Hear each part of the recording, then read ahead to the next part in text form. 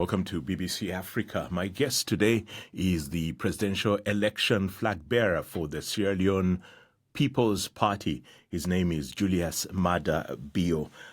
Julius Maada Bio, welcome. Thank you very much. Elections are about 3 months away. How do you see your chances this time? Good, very good. Why? Well, this is not my first time in politics. I've been around for a while. And the first time was during the MPRC military government era. And people have fond memories of some of the things I did, which are still visible within the country. And when you go around Freetown and Sierra Leone today, people are quite happy to have me as their next president of the Republic of Sierra Leone. You haven't had enough of being in office or being in power? Well, I was only there for 3 months. As at the helm, I was the deputy for a while before I became the chairman of the MPRC. I left for I've been out of politics for going to about 20 years actually, since I left office. So I'm back again. And I was the presidential candidate of the Sierra Leone People's Party in the last election in 2012. And I polled nearly 40% of the vote. So this time around, I'm going to top it up. What's your strategy to win in 2018? Well, I wouldn't really delve into the specifics of my strategy on BBC, but I want to speak to some of the key issues, socioeconomic problems that are facing challenges that our country is grappling with. Such as? The economy, division, lack of social harmony, and the fact that Sierra Leoneans are not happy at all. So the bread and butter issues, because that is what matters to everybody.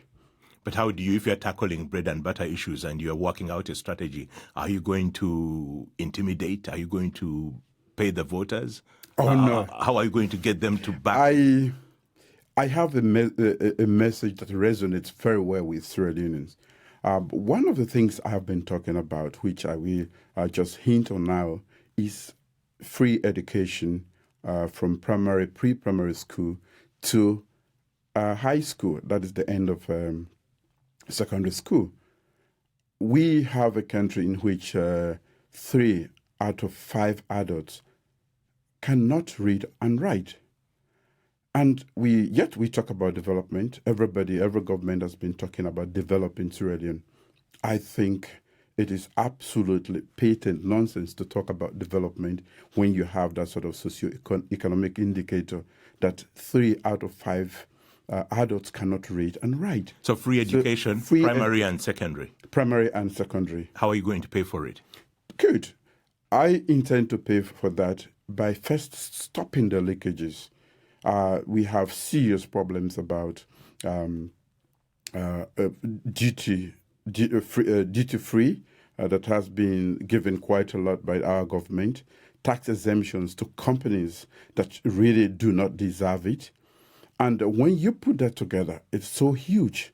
That alone, just taking care of that alone is enough to provide this very essential service of educating our population. Education is not cheap.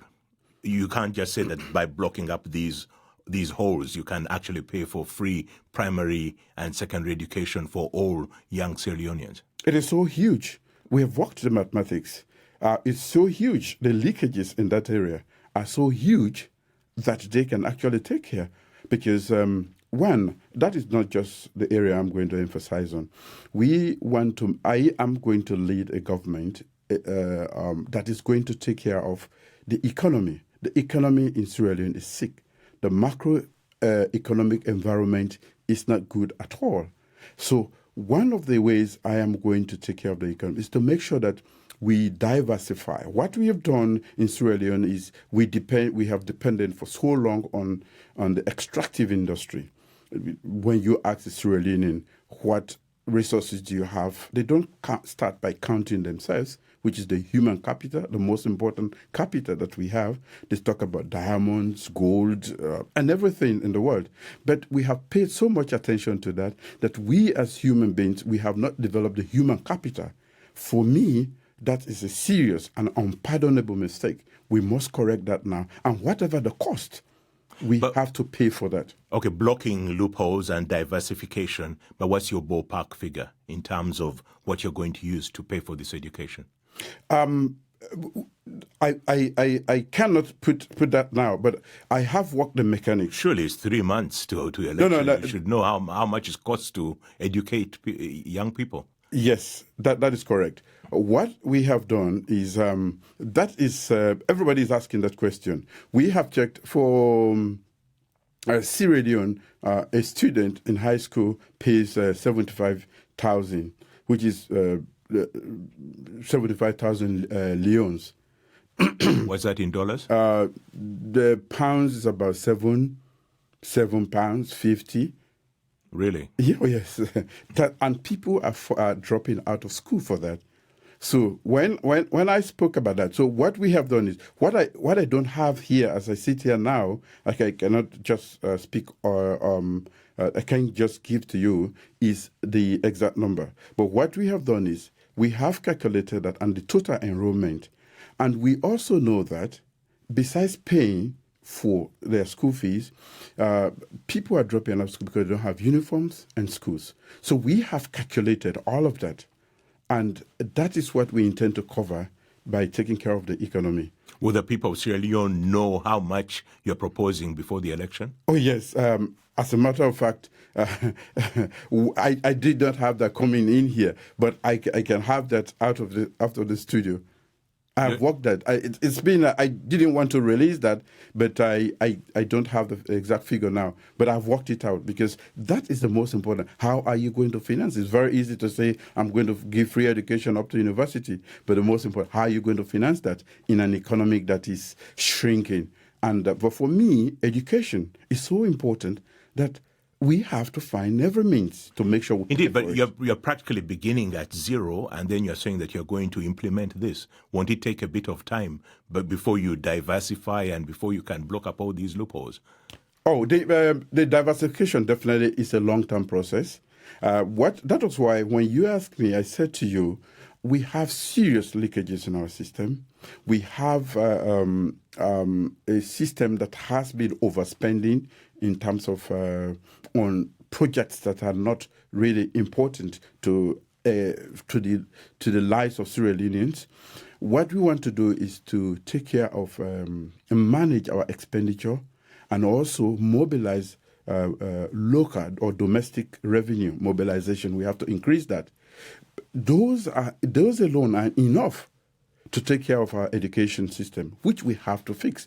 By the time we diversify, which is a long-term process and which is a cross-sectional thing, we will be able to have enough resources to get started on the free education that we want to provide for Sierra Leoneans. Indeed, let's talk about you. Why do you think you should be the president of Sierra Leone? What qualifies you to be the APC and to be the next president of Sierra Leone? Well, my background is military, but I am reputed to have led the process that brought democracy back to Sierra Leone. In those difficult periods during the war era, I took the difficult decision of returning Sierra Leone to a democratic dispensation. And you'll govern as a Democrat? As a democratic person? Definitely, because I believe in democracy. Otherwise, I wouldn't have stood up for it at that time when most of the region was actually led by military men. What I did was I went to Ghana, where they had just finished their transition program. I looked at it, brought it back to Sierra Leone. I was there for a week. Studied all the processes, the institutional arrangements that went into that. I brought it, adapted it, and then we prepared our own transition program for military to a democratic civilian rule. So I led the process, and I had the audacity to relinquish political power. And I left because I knew my presence within the country would have always been a source of insecurity. So at the time I was at the helm, I delivered on two things. I couldn't bring the peace entirely, but I initiated the peace process by going into the bush, getting our friends in West Africa, going into the bush and getting Fode Sanko and bringing him to the table. Okay. That is you did that. You're a military man. Yes. But what other qualifications do you have? Where did you study, for example? Oh, okay. Besides my military, I'm a retired brigadier of the Republic of Sierra Leone Armed Forces. I studied in America, University, School of International Service. What did you study? International Affairs. I majored in peace and international development. And as I sit here, I have 3 more chapters to submit to get my PhD in peace studies at Bradford University. That is my academic background. But people refer to you as Dr. Bio. So you haven't yet maybe a doctor. political doctor. Oh, really? Yes, a lot of people call me, no, I didn't arrogate that to myself. A lot of people call me doctor because they think I deserve to be called a doctor, even before my academic qualification is here. You mentioned that it was about 20 years ago that you were involved in the politics. Some people have argued that you've been unemployed for the past 20 years and you're not qualified to be president of Sierra Leone. Well, I have not been unemployed ever since. What have you been doing? I just went through. When I left, it took 4 years for me to do my first degree, another 2 years to do my master's, and I did the past 3.5 years on my PhD program. I went back to Sierra Leone, and I started a business, and I employed so many people. What's a business? I was first. I started with diamonds. I'm a certified diamond valuer. The only person who leads that nation at the level that I am at the moment, who actually understands the technical details of one of our greatest assets, which is diamonds. And the technical loopholes also of avoiding to pay the dues that go to Sierra Leone? No. When you do diamond valuation, you are not looking at technical details to just avoid that. When you do diamond valuation, you actually study diamonds and how to value it rough. But because I was exporting, you will understand the process of getting a diamond, buying a diamond, going through the legal processes, and getting it into the world market through the Kimberley process. Of course, that we give you an understanding of the not only diamond itself, which is important, but also the market of itself, which is really what I think you are trying to understand. So you've been doing that for the past 10, 12 years? No, I didn't do diamonds for too long. I didn't find it interesting. So I moved on to cocoa and coffee. I wanted to start off with agriculture, but I thought that it was better to start with trading in agricultural products. So for 3.5 years, I was involved with exporting cocoa and coffee. And within a very short time, I was in the east of the country. I set up my company in concert with a British partner. And within a very short time, our cocoa coffee business became the gold standard in that part of the country, in fact, the whole country, because of the quality of that we were dealing with, the technical input we put in there. Your international agencies were going to us to teach the other businesses so that we can have a high premium on our cocoa. So are you still doing that? No, I had to put that aside to really embark on politics. And for the past 4 years I was here, I was both in academia and politics. So you can see that I didn't go searching for unemployment. I created a situation that employed a lot of Sierra Leoneans. And you can go to the east and ask them. I used to, once in a while, I would drive my own truck and go to the villages, sit down with them. I know how to process cocoa from the port to the And you field. made enough money so that you can relax or continue with your politics? Well, I've been able to take care of myself since I handed over, and I don't have any debt on in any bank in Sierra Leone. So I can say I'm comfortable. I know how to manage myself, and unlike many other people who fall, after power, fall from grace to, and they can't live within the expectation of people. I think I can boldly say here that I have lived within the expectation of people. Mm-hmm. And the basic thing is that you're trying to govern the people of Sierra Leone. Can you describe the state of the lives of the people of Sierra Leone now? I want to start by saying that Sierra Leone is a divided society in that along ethnic, political, and socio-economic lines at the moment. It is not a happy country. We have a population of 7 million people. 2/3 of that live on less than $1.25. We have a youth population that is 70% unemployed. We have a country where inflation is hovering at 18%. When the SLPP that I'm leading now left governance in 2007. The exchange rate was 2,900. As I speak to you, 7,500 and climbing and going up every day. Just these few socioeconomic development indicators speak to the fact that we have a sick country that is not happy. A sick country, basically almost at zero, as you're describing it. And these are facts that you can confirm. How would you change that? I am coming with a disciplined approach to leadership. And I will start with myself to provide efficient political and economic management of the state and its resources. We are a rich and resourceful country, but we have been poorly governed. And what I want to do is to be able to provide quality governance, one that is efficient and one that is effective, to take care of some of the perennial ills of our society so that we can live as a happy people. You've talked of governance, so you start by declaring your assets right at the beginning. Oh, yes. It's a statutory requirement. And how would you tackle corruption?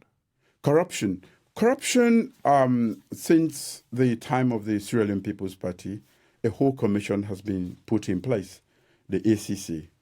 And over the years, all the laws that should support the commission to function effectively have been passed through Parliament.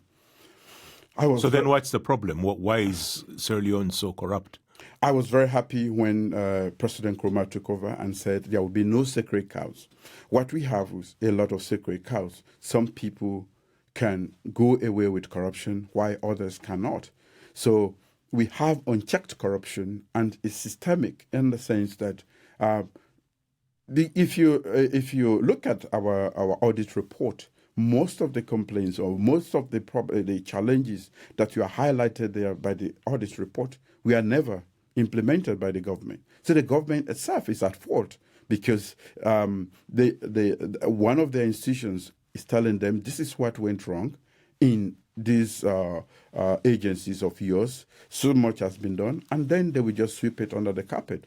I will tackle corruption first by providing myself, like President Nkrumah said, there will be no sacred cow. I will put myself out there and said, no one, not even my family member, will go scot-free if there is any involvement.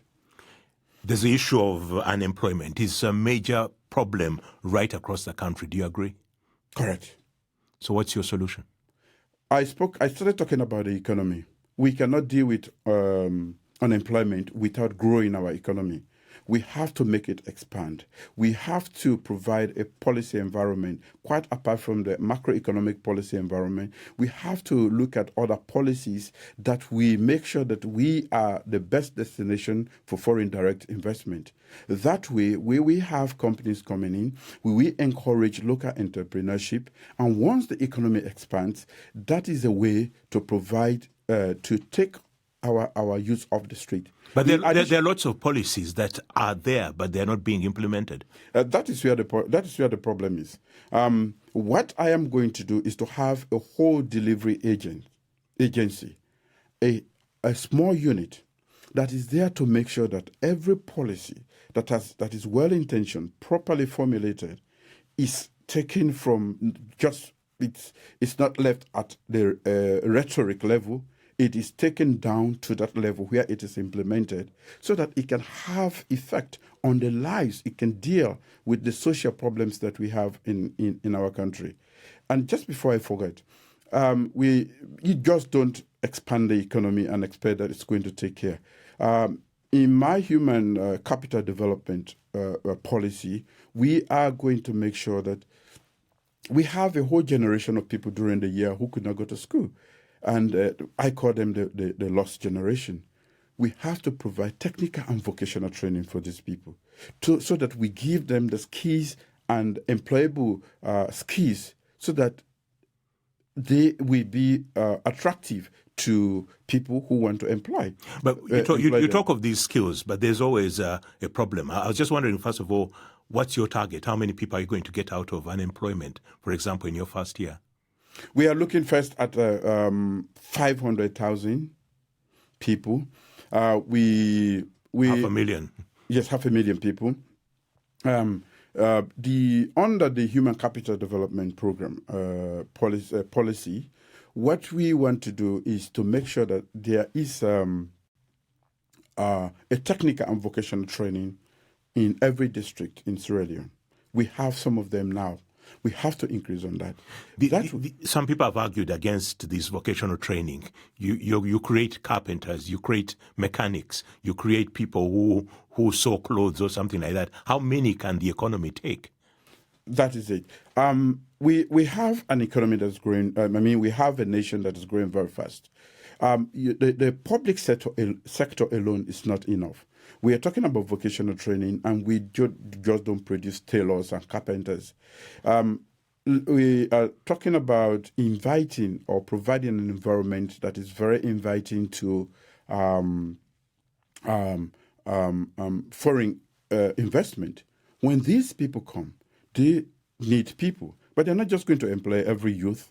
They want to know that they have skills that are directly relevant to the employment they want to create. Let's say for IT, which everybody is using, it's essential.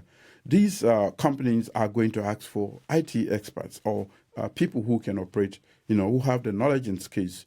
So we are going to look at not just carpenters, tailors, the traditional thing. We are going to make the service industry. All of these things. We have an economy that is growing, a world that is growing very fast. So we have to look at what is needed by these companies and then train accordingly, not just the carpentry and tailoring and the other things that has been. But apart from unemployment, there's the issue of health, which is a big problem. Sierra Leone performs badly. Especially as far as health is concerned, huge numbers of people suffer and they die early unnecessarily. Yes, that falls under the human capital development that I've been talking about. How do you change the health system? That is a challenge, but it's a challenge that we must take on. Otherwise, we'll all perish. Because as I speak to you, we have very few doctors left in that country. Specialists. Maybe in the whole country, we don't have up to 5 cardiologists. Specialists are not there. We have young men and women who are training. I think there has to be a bold and targeted intervention on the part of the government in these areas to say that this is a threat to our existence. We train those doctors, send them out, and make sure we encourage them to go back and serve. But apart from doctors, what about the primary health care centers? What are you going to do? Well, you're there building all these cardiologists, but... You're Well, not getting down to if you just give the me basic. time, we have why I started there, because that is a fearful scenario. When you talk about the country of 7 million people and you have 5 cardiologists, we have to revamp the whole health system. The health governance system is one thing that it is difficult, in fact, in Sierra Leone to talk about priorities, because everything is a priority in Sierra Leone. So when you talk about health, you know that that is why when Ebola hit us, our vulnerabilities, we are exposed to the world. We didn't have a system that can even manage. We had to ask for support from around the world.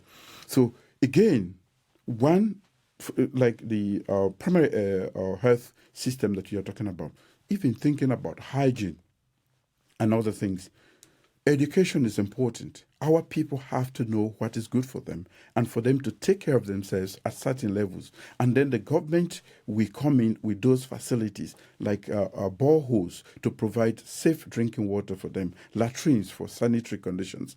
And we have to cascade the other issues. I started at the top with medical doctors because for me, that is just a frightening thing to think about. Indeed. And the other thing with Sierra Leone, what we know is that Sierra Leone is famous for its rich natural resources, but there's very little benefit that is going down to the common person on the ground.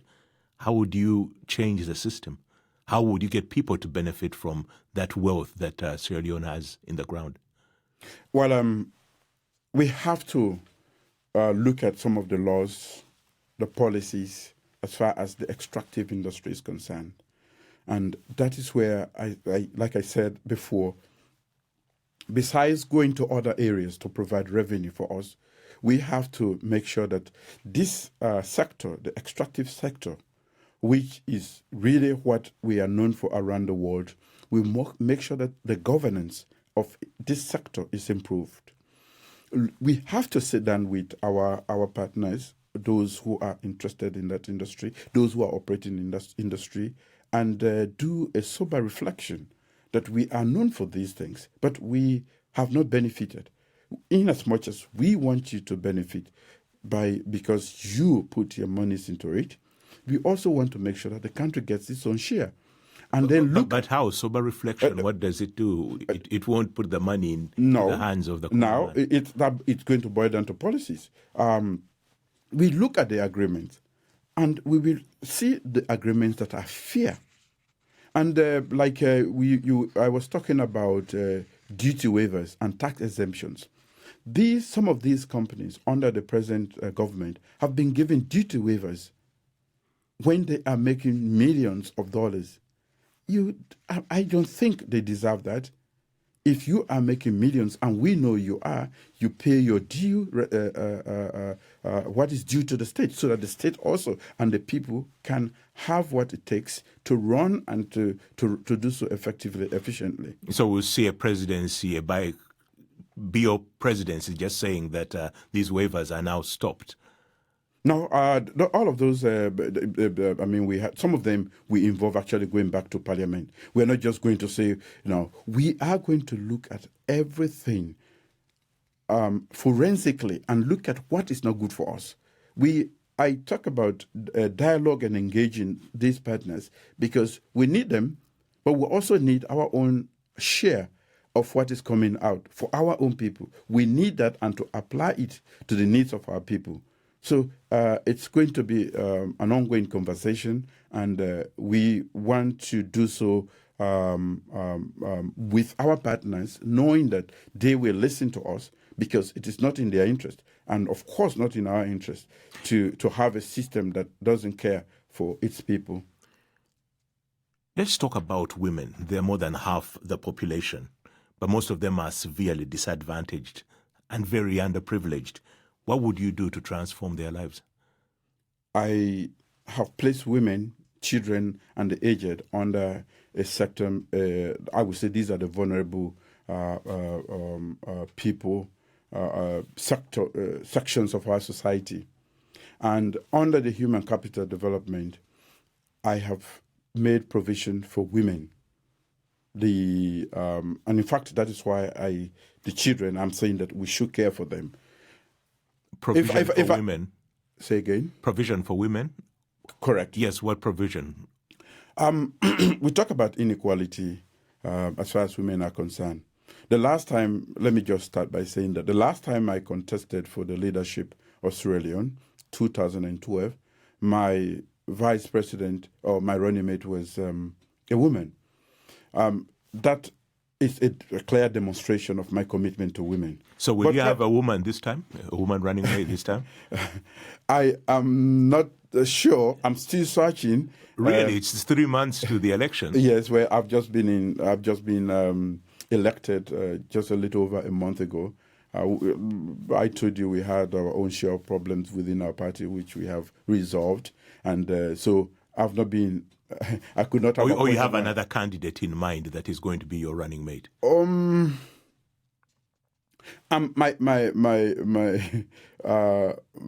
looking at all the options. Unfortunately for me, the lady I chose the last time is ill at the moment, and definitely cannot take that position for now. So I'm looking at other options. It could be a woman, it could be a man. Yeah, there's been speculation that former Vice President Sam Samana might be your choice. No, I see a bit of a smile. Yes, because it's an interesting proposition. Really? He leads a whole party. He's yet to go back, but he has his own party.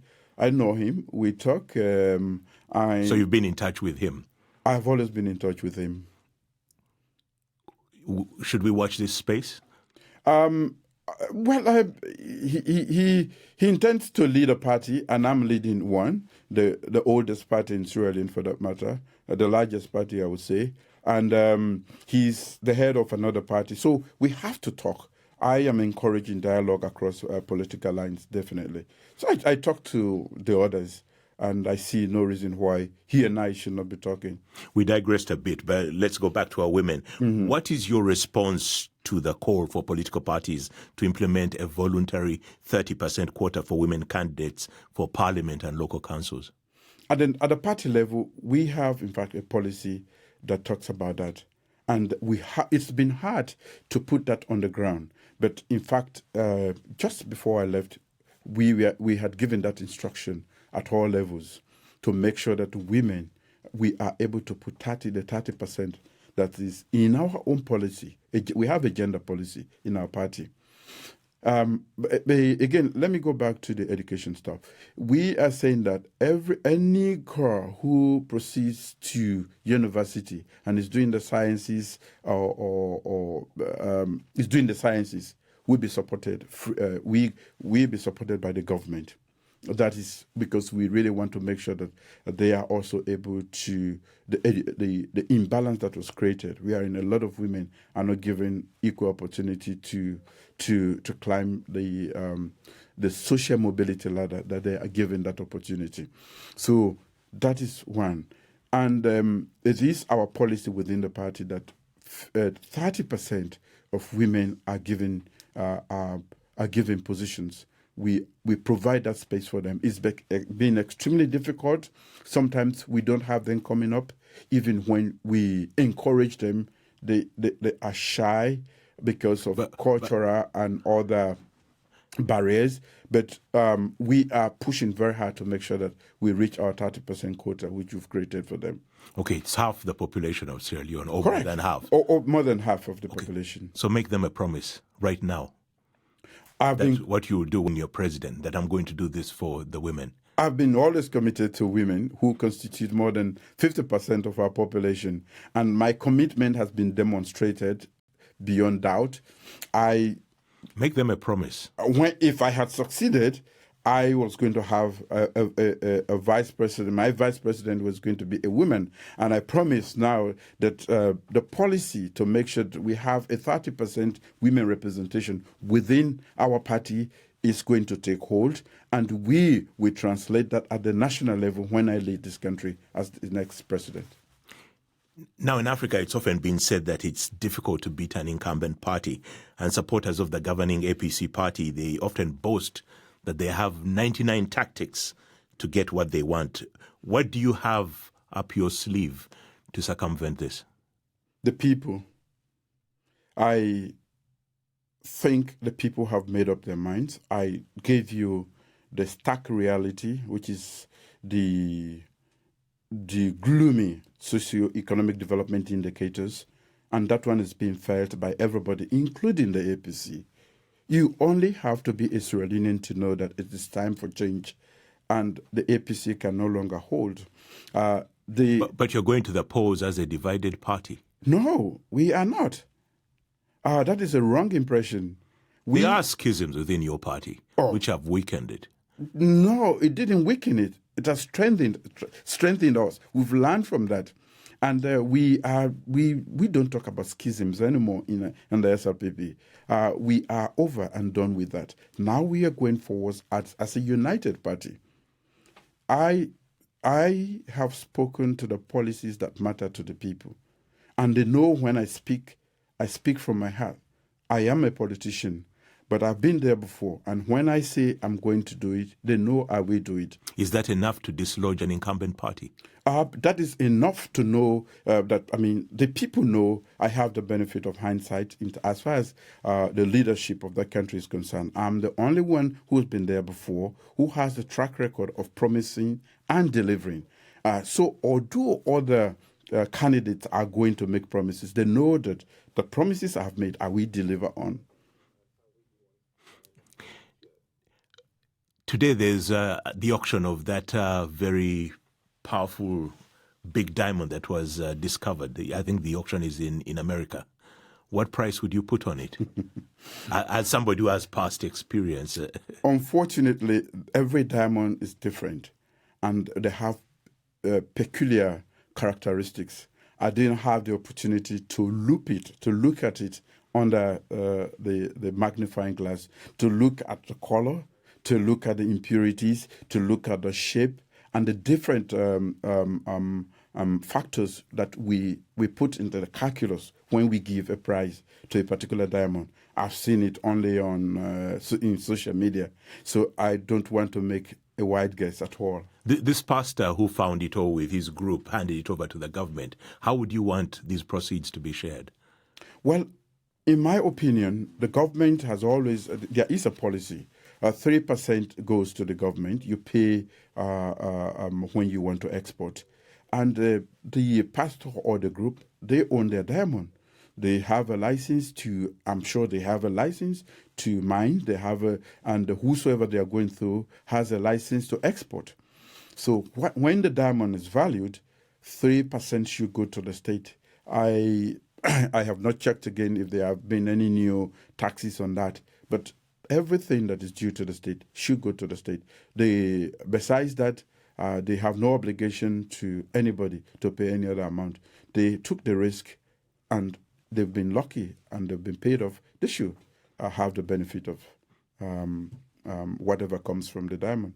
What would you do to change the lives of those people who are putting their lives at risk to get these diamonds? Well, diamond education is important for them. A lot of people who are mining, that was, in fact, it was that curiosity that actually led me to go and learn about diamonds. A lot of our people, 90% of those who are mining don't even know what diamonds are. They're rough, because you have to know, to be able to value a diamond in its raw state, you have to know what it will come out with when it is cut and polished. Because it is the cut and polish price that will determine how much you buy it at rough. These are that people don't know. And a lot of the people who are also trading in that don't know. So it's a matter of just looking at it, making rough. And if you are dealing in diamonds and you don't know the value of it, you are going to be robbed off. And that is what has happened to us as a nation. So we give them a level of diamond education. We should provide a situation, a facility for them within the country where they can have independent assessment of these diamonds before they are sold off. And the state should provide that, or help them value their diamonds and then say, you cannot sell below this. Anything below this is going to be a ripoff. Don't accept it. You have children? I do.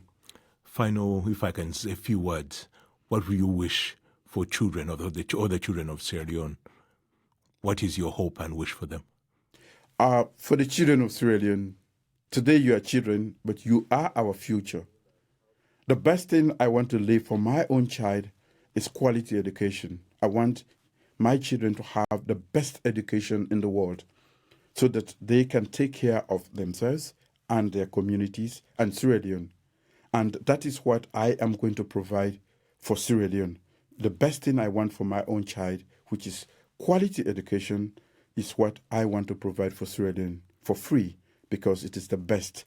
It is good for personal development, it is good for national development, and it frees you and makes you competitive around the world. Elections are in 3 months' time. How do you want them to go? How do you want the campaign process to go? The campaign has not started in earnest. I have been going around to say thank you because I was elected democratically by delegates from around the country. But we are going around and telling people, and I will tell you one interesting thing. I have been talking about free education, and it's when you go to the villages, people who cannot read or write, when you tell them, I am going to provide education for your kids, they jump above the roof. Will it be a peaceful process? I am committed to a very peaceful process. I'm a peaceful person, and on my part, and on the part of my party, I promise Sierra Leone that I will not do anything to undermine the peace that I have I have a vested interest in it. And I will continue to talk to the youth and Sierra Leoneans so that we have a very peaceful, we don't need a single drop of blood. We don't even need a bruise on anybody's shoulder or knees. We need just a peaceful process to elect our next set of leaders. Julius Maada Bio, thank you very much indeed. Thank you for having me.